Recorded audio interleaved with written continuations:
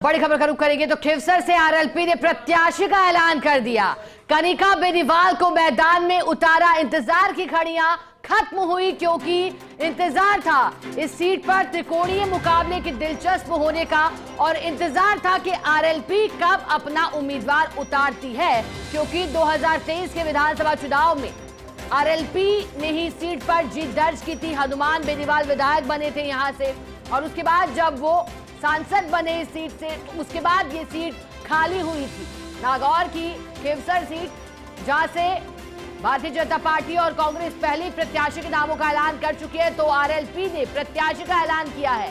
कनिका बेनीवाल को मैदान में उतारा गया है और यही माना जा रहा था कि आज प्रत्याशी के नाम सामने आ सकते हैं, क्योंकि कल 25 अक्टूबर नामांकन की आखिरी तारीख है और उससे पहले नाम सामने आना जरूरी।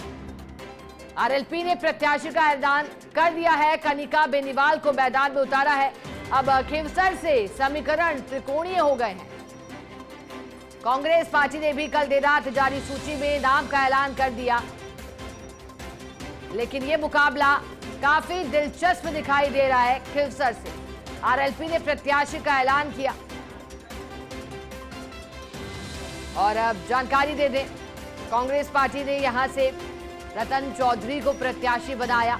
आरएलपी की ओर से कनिका बेनीवाल को मैदान में उतारा गया है। अब क्या समीकरण कहते हैं? आरा की जीत 2023 के चुनाव में आरएलपी को यहां से मिली थी, लेकिन अब इस बार के चुनाव कितने अलग होते हैं। उपचुनाव की तारीखों का ऐलान हुआ है। 13 नवंबर को चुनाव होने हैं, 23 को नतीजे सामने आएंगे। उससे पहले नामांकन दाखिल करने का सिलसिला जारी। एक तरफ प्रचार अभियान को गति दी जा रही है, तो दूसरी तरफ प्रत्याशियों के नामों का ऐलान किया जा रहा है। कनिका बेनीवाल जो कि प्रत्याशी बनाई गई हैं आरएलपी से, राजस्थान विधानसभा उपचुनाव की तैयारी और सबसे पहले तस्वीरें भी प्रेस विज्ञप्ति जारी कर साफ किया गया है और कनिका बेनीवाल खिवसर से चेहरा स्पष्ट हुआ है। अब मुकाबला यहां त्रिकोणीय बना है। बीजेपी से रेवत राम डांगा, तो वहीं रतन चौधरी कांग्रेस से और आरएलपी से कनिका बेनीवाल। 7 सीटों में हॉट सीट बनी खिवसर पर तस्वीर साफ हो चुकी है। जिन 7 सीटों पर उपचुनाव होना है उनमें एक हॉट सीट खिवसर, क्योंकि यहां त्रिकोणीय मुकाबला। कौन बाजी मार ले जाता है ये तो नतीजे बताएंगे। जनता किस पर विश्वास जताती है, लेकिन जानकारी दे दें कि 7 सीटों में 4 कांग्रेस पार्टी, 1 बीजेपी, 1 बीएसपी और 1 आरएलपी के कब्जे में थी 2023 के विधानसभा चुनाव नतीजों में। अब क्या समीकरण रहते हैं वक्त बताएगा, लेकिन अब विधानसभा चुनाव संपन्न हुए थे 2023 के, फिर भजनलाल सरकार यहां बनी थी और अब किस तरह के समीकरण यहां होते हैं, ये तस्वीरें आई हैं। कनिका बेनीवाल के नाम का ऐलान हुआ है। हालांकि आरएलपी में भी मंथन का दौर जारी था। टिकट के नाम पर चर्चा की जा रही थी कि आखिर किसे मैदान में उतारा जाएगा और कनिका बेनीवाल को मैदान में उतारा है। ये तस्वीरें भी आरएलपी ने प्रत्याशी का ऐलान किया है।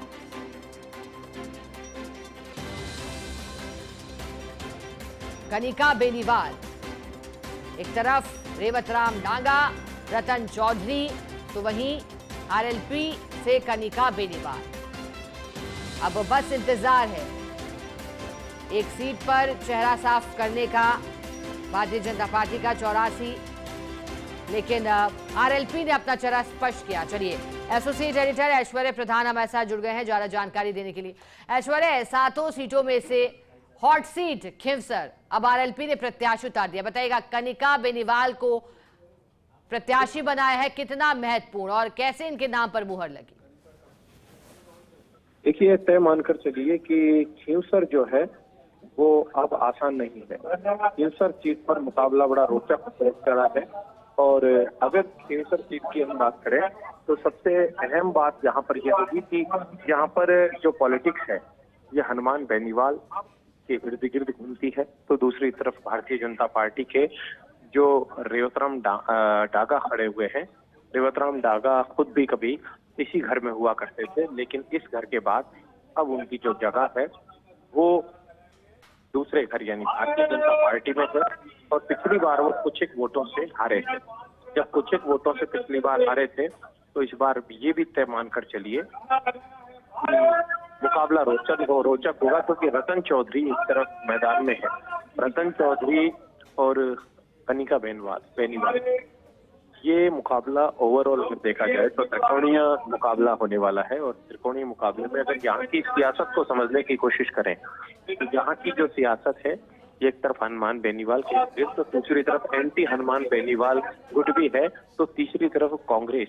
क्योंकि गठबंधन की जो बात है, गठबंधन पिछली बार जो लोकसभा में हुआ था, लेकिन यहाँ पर गठबंधन नहीं हो पाया है। तो ये गठबंधन नहीं हो पाना, इसे देखकर भारतीय जनता पार्टी अपनी जीत मानकर चलती है, लेकिन कांग्रेस अपनी जीत। और हनुमान बेनीवाल का मानना यह है कि ये जो पूरा खेल ये कंप्लीटली हनुमान बेनीवाल के लिए है, क्योंकि हनुमान बेनीवाल की खुद की फैन फॉलोइंग बड़ी जबरदस्त बताई। तो ऐसे में मुकाबला ये है कि एक तो हनुमान बेनीवाल खुद भले ही एक पार्टी के प्रमुख हो, लेकिन पार्टी के प्रमुख होने के बाद भी हनुमान बेनीवाल के स्वयं व्यक्तिगत वोट बड़े महत्वपूर्ण रहेंगे। तो दूसरी तरफ कांग्रेस और भारतीय जनता पार्टी दोनों के वोट रहेंगे। लेकिन मुझे जो लगता है यह मुकाबला बड़ा रोचक और कड़ा मुकाबला होने वाला है। और हनुमान ने जिस तरीके से भाषण दिया था और उन्होंने कहा था कि हमारे पास वक्त है, वो इंतजार भी कर रहे थे कि क्या कुछ फैसला कांग्रेस करेगी, क्या गठबंधन धर्म को राजस्थान में माना जाएगा या नहीं माना जाएगा। तो गठबंधन धर्म जो है वो यहाँ पर नहीं माना गया। और जब गठबंधन धर्म नहीं माना गया तो ये तय मानकर चलिए कि भारतीय जनता पार्टी अब दुखती नब्ज जो है उसे पकड़ेगी और उस आधार पर प्रहार करने की कोशिश करेगी। यहाँ पर ज्योति मिर्धा के सामने भी बड़ी चुनौती होगी। ज्योति मिर्धा भी चाहेगी कि यहाँ से रेवतराम डागा को चुनाव जितवा कर भेजा जाए, जो कभी कांग्रेस में हुआ करती थी और अभी भारतीय जनता पार्टी में है। तो मुकाबला बड़ा रोचक हो चला है और इस रोचक मुकाबले में क्या कुछ होगा ये देखने वाली बात। ऐश्वर्य, इन चुनावों में परिवार से टिकट देने पर काफी चर्चा हुई। देखिएगा आप, चाहे झुंझुनू सीट की बात करें, रामगढ़ पर या फिर सलूम्बर पर मौजूदा विधायकों के परिवार से टिकट दिया गया। तो ऐसे में कहा जा रहा था पार्टियों की ओर से कि अगर कैंडिडेट मजबूत होगा तो फिर टिकट दिया जाएगा। अब आरएलपी से बताया गया कनिका बेनीवाल हनुमान बेनीवाल की ही पत्नी है। इसे कैसे देख रहे हैं आप? देखिए, यहाँ पर मुकाबला बड़ा रोचक होगा। मैं इसलिए इस मुकाबले को रोचक बता रहा हूँ कि इस मुकाबले में सबसे ज्यादा महत्वपूर्ण चीज अगर नजर आएगी तो यही नजर आएगी कि यहाँ पर हनुमान बेनीवाल के वर्चस्व की लड़ाई होगी। और हनुमान बेनीवाल का जो वर्चस्व है वो इसलिए यहाँ पर हावी रहने वाला है कि हनुमान बेनीवाल किसी भी कीमत में अपनी सीट को छोड़ना नहीं चाहेंगे। वो चाहते हैं कि ये सीट उनके लिए बनी रहे, क्योंकि ये वही सीट है जिसने हनुमान बेनीवाल को एक बड़ी पहचान दिलाई है। और जब हनुमान बेनीवाल की खुद की पत्नी मैदान में रहेगी तो आप अंदाजा लगा सकते हैं कि क्या कुछ रहेगा। हालांकि सियासी गलियारों में चर्चा और दूसरी भी चलेगी। चर्चा ये भी चलेगी कि क्या नारायण बेनीवाल को नहीं दिया गया।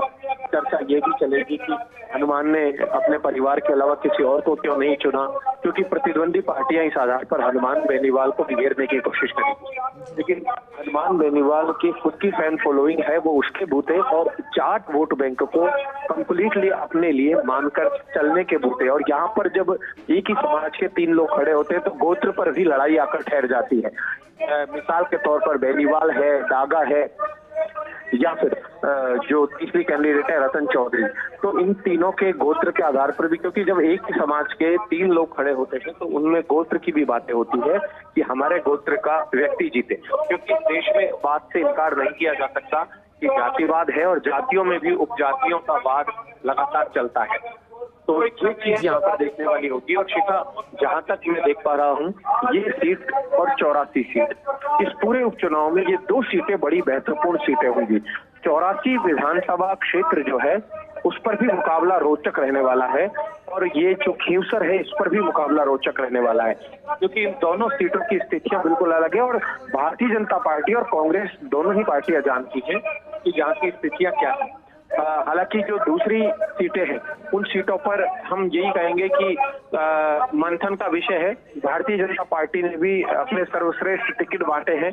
कांग्रेस भी मानकर चलती है कि उन्होंने जो टिकट दिए हैं वो सर्वश्रेष्ठ है, लेकिन यहाँ पर सिर्फ और सिर्फ खींवसर और चौरासी, इस पर याद रखिएगा कि इस पर दृष्टि हर व्यक्ति की रहेगी और यहाँ पर मुकाबला भी रोचक रहने वाला है। ये तय मानकर चलिएगा कि यहाँ पर साम दाम दंड भेद की सियासत चलेगी। यहाँ की जो सियासत होगी वो किसी भी कीमत पर वर्चस्व की सियासत होगी। यहाँ की सियासत जाति की सियासत होगी। यहाँ की सियासत में कई लोग ऐसे भी होंगे जो एंटी हनुमान बेनीवाल है, वो भी अपने आप को कोशिश करेंगे कि यहाँ पर हनुमान बेनीवाल के लिए सीट हरवाई जाए, क्योंकि ये सीट खुद हनुमान बेनीवाल के वर्चस्व से जुड़ी सीट है और उनकी पार्टी ने कनिका बेनीवाल पर भरोसा जताया, यानी स्वयं हनुमान बेनीवाल ने, जो कि पार्टी के सुप्रीमो हैं, उन्होंने भरोसा जताया है। तो यहाँ पर कांग्रेस क्या भारतीय जनता पार्टी को नुकसान करेगी या फिर कांग्रेस हनुमान बेनीवाल को नुकसान करेगी या फिर कांग्रेस दोनों पार्टियों को नुकसान ना करते हुए। बिल्कुल ऐश्वर्या, आप ठीक कह रहे हैं। विजिबिलिटी के साथ साथ जातिगत और स्थानीय समीकरणों का ध्यान रखकर ही टिकट वितरण किया जाता है और कुछ ऐसी तस्वीरें भी जहां कांग्रेस और बीजेपी वर्सेस आरएलपी त्रिकोणीय समीकरण में दो महिला चेहरे सामने, तो वहीं रेवत राम डागा बीजेपी से मैदान में। बहुत शुक्रिया ऐश्वर्या आपका साथ जुड़ने के लिए, पूरी जानकारी के लिए।